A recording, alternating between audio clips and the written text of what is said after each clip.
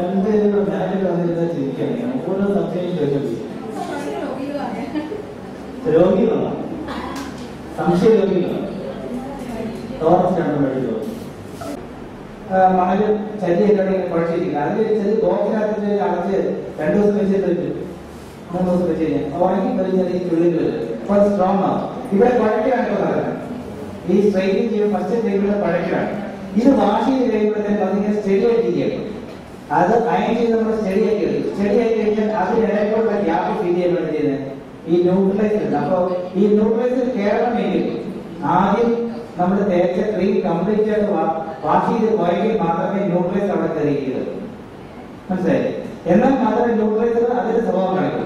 ഇല്ലെങ്കിൽ എന്ത് വെച്ചാൽ ഈ ക്രീം കംപ്ലീറ്റ് ആയിട്ട് ഇറങ്ങി പോയില്ലെങ്കിൽ 2 ദിവസം ഒരാഴ്ചയോ കൂടിയില്ലെങ്കിൽ പഴയപോലെ ചുട്ടു. അപ്പൊ അതുകൊണ്ട് ഷാമ്പു ഫസ്റ്റ് രണ്ടാമത്തെ ക്രീം ഇട്ട് വാഷിംഗ് വളരെ ഇമ്പോർട്ടൻ്റ് ആണ്. നന്നായിട്ട് റൈസ് ചെയ്ത് കംപ്ലീറ്റ് അതിനകത്ത് ക്രീം കംപ്ലീറ്റ് കഴുകി കളഞ്ഞിട്ട് നമ്മൾ ആഡ് ചെയ്ത് റെഡി ആയി മാത്രമേ ന്യൂട്രലൈസർ നല്ലൊരു ഫിക്സായിട്ട് ലാസ്റ്റ് ചെയ്തത്. അങ്ങനെ നിങ്ങൾ ചെയ്ത് 1 വർഷം 1.5 വർഷത്തെ ലാസ്റ്റ് ചെയ്ത് ബാക്കി കസ്റ്റമറുടെ ബാക്കി കാര്യം ലാസ്റ്റ് സ്ട്രെയിനിങ് ഷാമ്പു കണ്ടീഷണർ അങ്ങനെ എല്ലാം ചെയ്തത് കുറെ കുളി കഴിഞ്ഞ് കുറെ എണ്ണയും വാങ്ങി ചേർന്ന് കഴിഞ്ഞാൽ നമ്മൾ പറയാം 1.5 വർഷത്തേക്ക് ചോദിച്ചാൽ എത്ര നമുക്ക് വലിയ രക്ഷപ്പെടാൻ പോലെ വഴികളാണ്. എണ്ണ തേച്ചോ വെച്ചു, അതുകൊണ്ടാണ് നിങ്ങൾ കുടിച്ചു അതുകൊണ്ടാണ് നിങ്ങൾ പ്രോട്ടീൻ ചെയ്തോ ഇല്ല അതുകൊണ്ടാണ്. എന്താ ഇന്ത്യയിലെ ചുറ്റുപാടാണ് നമ്മുടെ എസ്കേപ്പ്.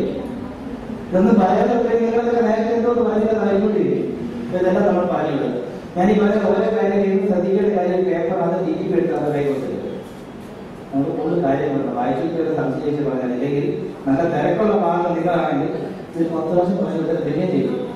എവിടെ ആവശ്യമില്ലേ 2 കുളം, 1 കുളം ചേർത്ത് ഇനി കുളം ചേർത്ത് അതായത് നമുക്ക് തിരക്ക് ഈ സമയത്താണെങ്കിൽ ഈ സംശയം ചോദിച്ചിട്ടുണ്ടെങ്കിലോ ബുദ്ധിമുട്ട് തിരക്കുള്ള ഭാഗങ്ങളാണ് അറിയാം. ആ ബുദ്ധിമുട്ട് എല്ലാം പറയും. പിന്നെ 1 പ്രാവശ്യം പറയുന്നത് പിന്നെയും പറയും നമുക്ക് ദേഷ്യം. അത് പ്രിന്റ് ചെയ്യാൻ കൊടുക്കുകയാണെങ്കിൽ വായിച്ചു എന്തെങ്കിലും സംശയം അത് മാത്രം ചോദിക്കും. അത് മാത്രം പറഞ്ഞു കൊടുത്താൽ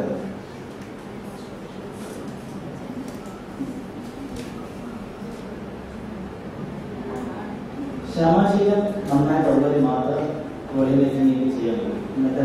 ഇവിടെ നമ്മുടെ പരിപാടി ചെയ്തിട്ടുള്ളത് ആദ്യം അറിയാം. ആ പരിപാടി ചെയ്തിട്ടുണ്ട്.